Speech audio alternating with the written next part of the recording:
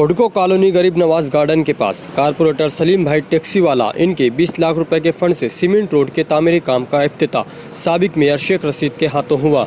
इस इफ्तिताह के मौके पर इलाके के कई जिम्मेदारान मौजूद थे, जिनमें अतीक हाजी, मुजम्मिल हाजी, करीम भाई, तुफैल केबल वाला, खलील मंसूरी, जाकिर भाई दूधवाला पेश थे।